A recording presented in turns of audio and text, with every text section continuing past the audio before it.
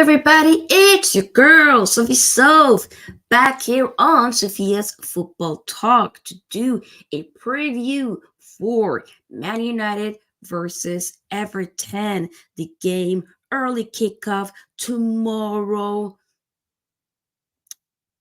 Early day, basically. Yep, we will be talking about that more than you can believe. Not just that, though. There are, some honestly, I haven't been able to react to the whole like Ole Gunnar Solskjaer on the overlap with Roy Keane, Gary Neville, and co. To mention a few, Jill Scott, I believe, was also there. I think, but I haven't actually seen the whole thing. It was like an hour and a half, and my attention span today. I cannot. But I read some quotes, which we need to do a little bit of reaction to. And also the fact that Man United's, the whole, the rebuild, renovating the stadium plans, United did publish or talk about that earlier today. So that'll be interesting to dive into before we then, of course, throughout fully get into the game. Y'all know me. We gotta talk on everything Man United news related, and then we dive into the game. But yeah, before we fully do all of that, make sure that you give this video a big thumbs up, because the more likes we get, the more we're able to push the video out there for more people to see. Also, subscribe as well if you haven't already. We're still on the road to 3K subscribers, so let's make that happen, shall we? Feel free to join the SFT membership. Link is in the description box. Let me say hi to some of the people that are here. Big up to Bobby K. Big up to Bart. Big up to Wolves FI. Big up to Gary. We're doing well, bro. Big up to everybody and the people that's watching later. Big up to y'all too as well. So let's get into the nitty-gritty. The nitty-gritty here. Solskjaer was a guest on the overlaps. Ole Gunnar Solskjaer. I believe it was a few days ago where that episode actually aired. You can see it on YouTube. Got over 2 million views. But I've just seen some quotes. I mean, some of the stuff that he was mentioning being very truthful, with the fact that we already kind of knew the whole thing that he wanted Erling Braut Haaland way before he went to Salzburg, right?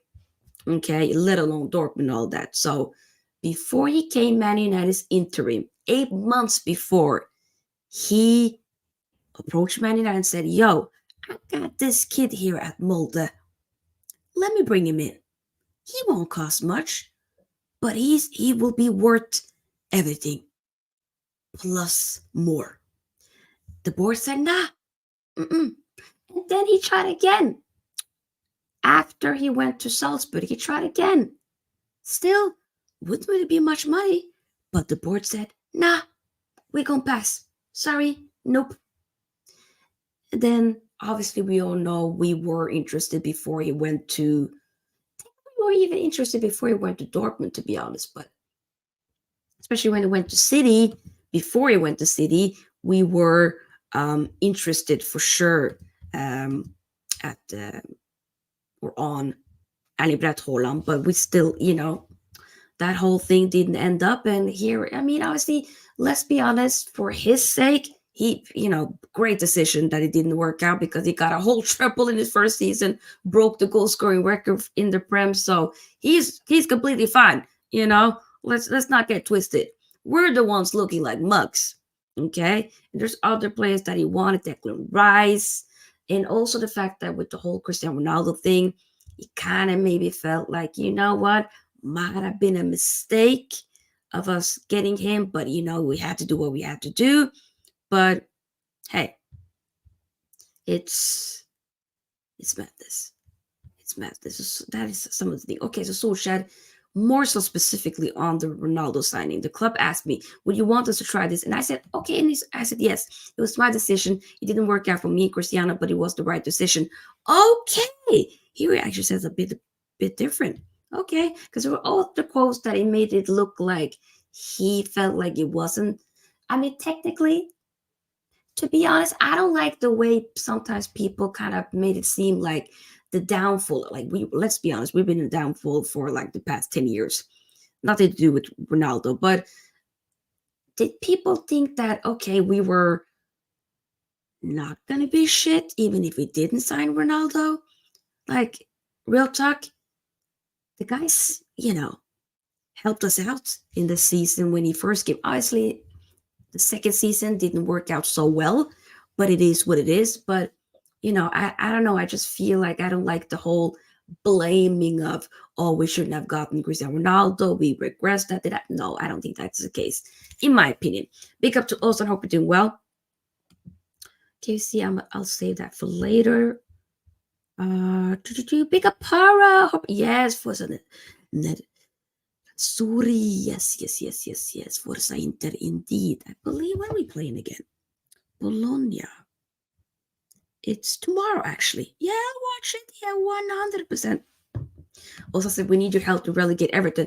I will not help you. I will do it for my own gain. I actually don't have an issue with Everton, but sorry, Everton. Enemy number one for tomorrow. We gotta win. More than you can believe, we gotta win. 100%.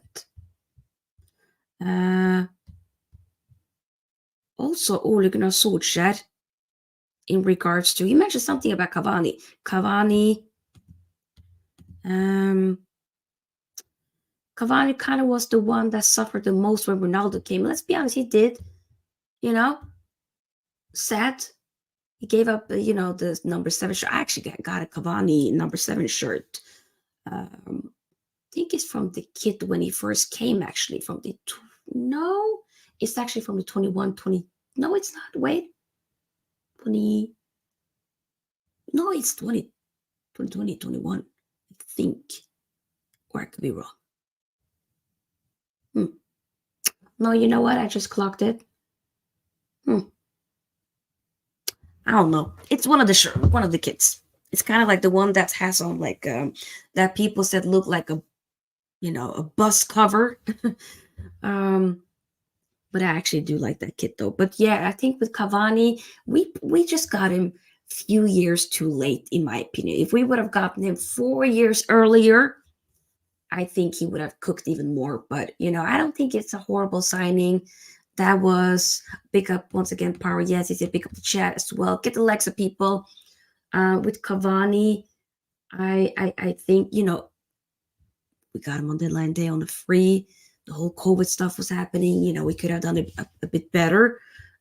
Sort that signing out earlier, of course. But either way, I do think with Ronaldo coming in, it did put a bit of a damper on Cavani at the end of the day, but it did work out getting Ronaldo the first season, right? Even though we technically we had our worst ever Premier League season in terms of the point tally and all of that at the end, but Ronaldo individually alongside David De Gea did show up and do very well, so it is what it is.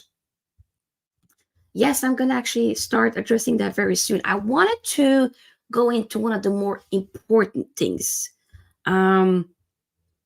This one I think is very interesting. So I want to take a few minutes to talk about that. Pick up now. Yes, it's been a while. So I'll save that comment. That's a good one. Yes, like, subscribe, and share. Man United reveal major Old Trafford plans. That is an article here from the Central Devils. I believe also first reported by I think it might have been the Athletic, actually. Not that many hours ago, actually. But yeah, there are plans to, do something about Old Trafford, whether or not it'll be a renovation or proper just rebuild, tear it all down and start over. We'll figure it out. But either way, they are in full force of trying it out. So Manchester United on Friday, today, announced the formation of the Old Trafford Regeneration Task Force, a task force formed to spearhead plans to renovate the Theatre of Dreams.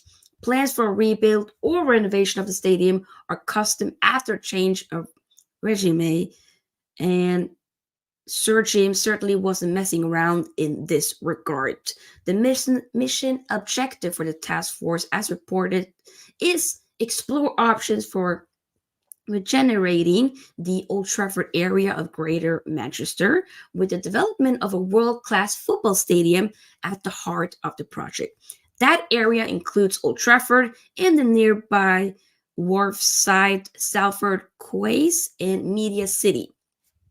The task will be overseen and chaired by Lord Sebastian Coe, the brains behind the planning of the London 2012 Olympics and current World Athletics president. More prominent names included are Andy Burnham, who is the mayor of Greater Manchester, and Sarah Todd, who is the chief executive of Trafford Council. There's a bunch of other, but I ain't gonna name every other member. But yeah, either way, Gary Neville, by the way, will also be a part of the task force after the club approached him a few weeks ago. New owner Sir Jim Ratcliffe has previously spoken of building an iconic national stadium in the Northwest, the Wembley of the North, if you will. And it sure seems like he will do just that. He's particularly excited about the project, laminating over how the region lacks a Nou Camp or a Bernabeu caliber of a stadium.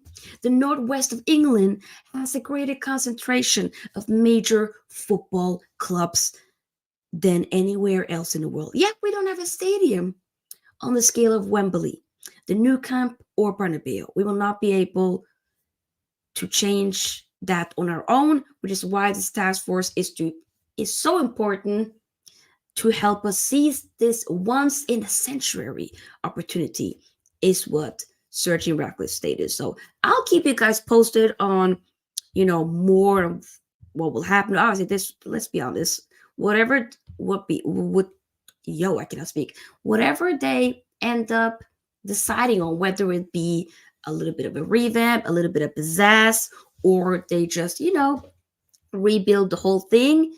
Regardless, it'll take some time for sure. So, but I personally, if I'm gonna give my opinion on this, I think I wouldn't necessarily have an issue with rebuilding it. Start from scratch.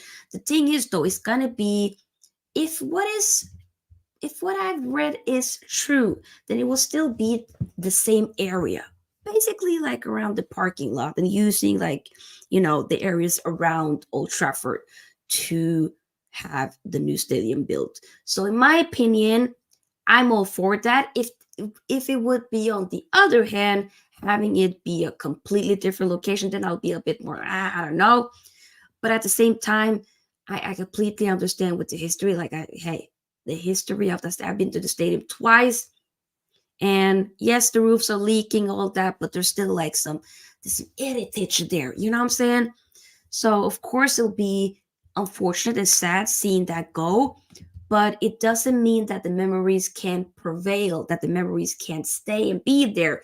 And also, may I add, you can create new memories as well. We can't seem to still stick there to the past, and because that won't in the long haul prevail us even forward. Okay, literally. But yeah, let's move on to the actual nitty-gritty in regards to this game. So all the big news out of the window, but let's talk about the game. So let me know your thoughts, by the way, everybody. But yeah, game for tomorrow at home against Everton. I believe we're still sixth in the league after we got, smashed up. I feel like smashed up might be a little bit of a overstatement, but not too good of a performance against City. That's definitely what I'm gonna say. Not we can agree on that, right? Either way, though, just wanted to see, where are we? Are we still in? I don't even, We are, yeah, we're still sixth in the league.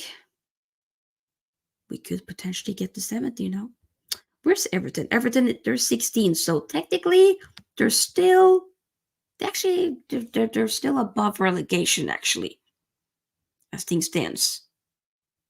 Yeah. And even if they do lose, they'll still be above it. So they're safe for now. Literally. Literally. But the game, it's not going to be an easy game. I mean, the last game when we played Everton a few months ago, that was when Garnacho had that amazing, you know, overhead kick. Let's be honest, that definitely has to get the Puskas award for sure because that goal was different gravy. Lord have mercy. That goal was chef's kiss. Okay.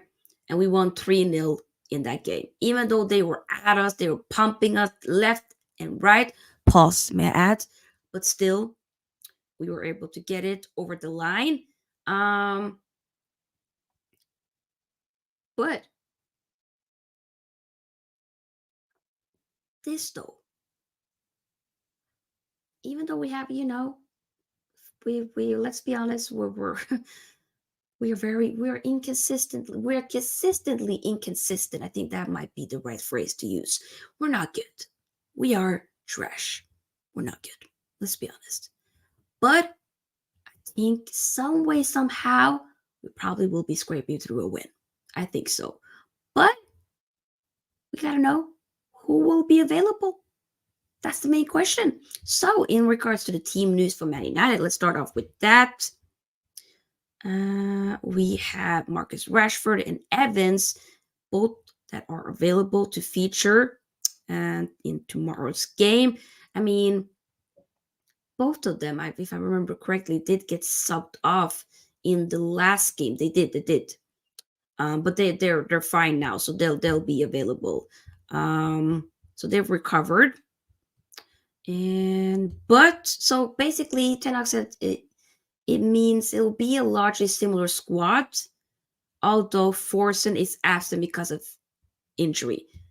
Hojlund, unfortunately, not able to make it this game, but he could make it for the FA Cup, I believe, quarterfinal game against Liverpool next Saturday. No, next Sunday, actually, in a week from now. So we'll definitely cover that with the reaction, all that preview, of course. I miss seeing Hojlund there. No, that kid has grown on me, man. The kid. He won the Premier League Player of the Month award for February, while Casemiro won the Goal of the Month. Come on, two United players doing it. Although we've been trash, but Hojlund had a really, to be honest, we had a good overall. We had a good February month. We don't March. I feel like it's a bit of a it might be because February is my birthday month. They might be doing it for me. Maybe I don't know. Sofia, what do you make of the Lord Cole involvement into the Old Trafford? I mean, I talked a little bit about it. I mean, I don't know much about the guy other than, he man behind the 2012 Olympic Stadium, yada, yada, yada. So other than that, I just hope this can be good. That's all I kind of I'm expecting and wishing, Then we have Maguire and Aaron Wan-Bissaka could also, they won't be available for tomorrow. It's too soon, but they could feature and could be back for the Liverpool game. So we might have Hojlund, Maguire, and Wan-Bissaka back for the Liverpool game. So some more legs. Mason Mount is sidelined for the clash with the Toffees, of course. But Ten Hag added that the midfielder is in a good spell. I feel like he's been saying that all the time. I don't know. He says, and he hopes to return after the international break at the end of March. So, at the end of March, after the international break, hopefully we'll see him. We spent that much money. Dang, we could have bought 2 players for that price, man. Gave away that number 7 shirt. Look at it. Robson. Brian Robson. Incredible number 7. Cantona. Incredible. Cristiano Ronaldo. Incredible. What are we doing here? What are we doing? Why are we just giving away number 7 shirts like it's nobody's business? My God. Either way, obviously there was a question. So yeah, like also I did respond to Hojlund. So Hojlund obviously not available. Licha not available either. So Malasia, Martial, Lisandro Martinez, and Luke Shaw, all of them are still injured. So just so you guys know, all of them are still injured. Everton team news. Sean Dyche men are winless in the last 10 Premier League games. They're probably gonna change that up for tomorrow, right? Huh? Although the reinstatement of 4 points from their previous deduction of 10 has helped them maintain a cushion to relegation. So, like I mentioned, so they won more games away, 5 than at home, 3 this season. Dang. We'll hope to have Risa Gay back, with Dyche saying the Senegal midfielder has got a chance of featuring, but it could be. But this is something that I found from the Man United site, a few hours ago. So I don't know if they've updated that with, or if that was after Sean Dyche press conference. But either way, I believe, yeah, Ozan said here looks like Everton will be missing. There's a gay in. No, I want Danjuma. Yeah, it says here. Dele Ali obviously still working on recovering. We all know that. But Danjuma actually didn't know was missing for that long. Aside from a few knocks and bruises, Dash reckons everyone else is in contention to play. Okay. Interesting. Okay. So they have like a Dokure obviously will be playing, doing his thing. Danjuma, I just wanted to see some eye candy, I got a little bit of itsy bitty crush on Danjuma. Call me. Just, call me, But that's it. That's it. Let me showcase you. Jack Harrison, of course, he's there. What's it? I thought actually they bought him. I didn't realize that it was a loan. To be honest, though, he's done all right from what I've seen. Jimmy Garner, of course, James Garner from, yes. Okay, Ozan, it's Arnott or Granite. Oh my God. No, I'm not picking. I can have them both, huh? Right? I'll take them both. How about that? I'm not picking. I am not picking. But either way, though. What was I gonna say? Yeah, James Garner, former Man United graduate, who we sold last year or the year before that. I think obviously at the beginning of Ten Hag's first season. He's done actually pretty decent for Everton, to be honest, from what I've seen. He looks good. I was a bit like annoyed when we did sell him. But I think we do have a buyback clause, or at least a sell-on clause, something in that order. I think we do have. At least I hope we do. But hey, big up to Macy, big up to her. Yes. She's doing very well with her channel. Incredible. Glad to have her back. But what I was saying was, I think it's not going to be an easy game, like I mentioned. But I wanted to, talk about what I think the team would look like. Not really many changes, except for some players coming in, of course, or not really that much. But yeah, this is what it's looking like. Onan in goal, Lindelöf left back, Dallo right back, Evans and Varane in that center back partnership, Casemiro midfield, Garnacho left wing. I don't want this to be the case, but this is just what I'm thinking probably will be the case. Anthony right wing. He was atrocious when he came in as a sub in the Manchester derby. Lord have mercy. Bruno, 10, and Rashford up top. I don't want to see Rashford up top, but I think this will be the case. I'd rather have him on the left, to be honest. I actually felt like what we started off with in the first half against Man City was good. With the plan that we had, and almost like Bruno was kind of like a false nine, and you had Scott McTominay didn't really do much, but I was thinking like Bruno was doing well in the first half, but we were just shit in the second half. So what are you gonna do? But this is my lineup for tomorrow's game. I just want us to win. I don't think we're gonna take top four. No, I mean Villa and Spurs are playing against each other. Villa is like 11 points ahead of us. There's no way for us to recover that by any means. So we just gotta, deal with that. When are they playing actually? Is that on Sunday? Yeah, that's actually, apologies, that's actually on Sunday. The Villa and Spurs are playing. Okay. Okay. Interesting. Interesting indeed. Okay. Yeah. Oh, oopsie, my bad. But yeah, that's that when in regards to the lineup. I know I've been, with the streams so far this week has been, not as consistent as I wanted it to be, unfortunately. But with getting a new job, actually having full time now compared to a part time job that I used to have before, I'm just not able to do these late night streams, especially during the weekdays as I used to. So it'll be, more so around this time now, every now and then. But especially on the weekends will be more the same.